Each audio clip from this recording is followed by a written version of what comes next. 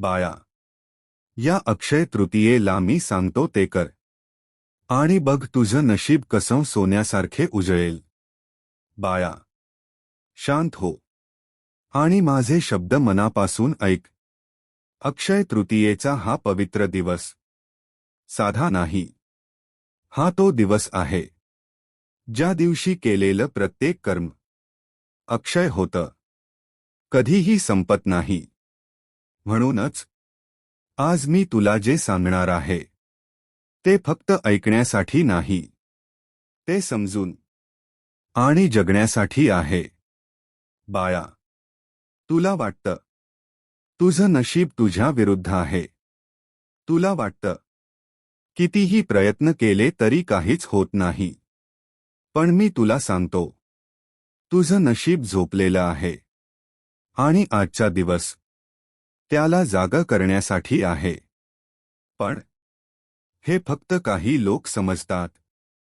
काही लोक हा दिवस वाया घालवतात आणि काही लोक याच दिवशी आपलं आयुष्य बदलायला सुरुवात करतात. तू कोण आहेस? पहिली गोष्ट लक्षात ठेव, या अक्षय तृतीयेच्या दिवशी तुझ्या मनात एकही वाईट विचार येऊ देऊ नकोस. कारण विचार हेच तुझं भविष्य घडवतात. तू जसा विचार करतोस तसंच तुझं आयुष्य बनतं.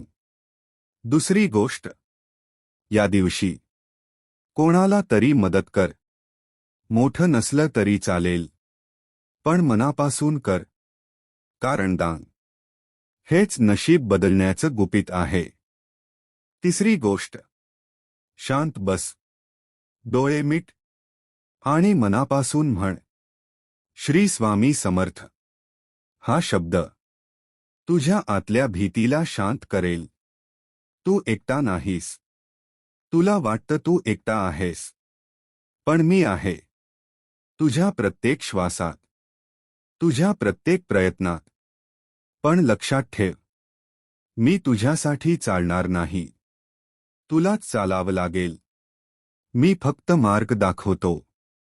विश्वास ठेव, आज जे कठीण वाटतंय तेच उद्या तुझी ताकद बनेल. अडचणी म्हणजे शिक्षा नाही, त्या तुझी तयारी आहे. पण हे फक्त काही लोक समजतात. बाकी लोक फक्त तक्रार करतात. या अक्षय तृतीयेच्या दिवशी कोणाला तरी माफ कर. राग सोड, द्वेष सोड.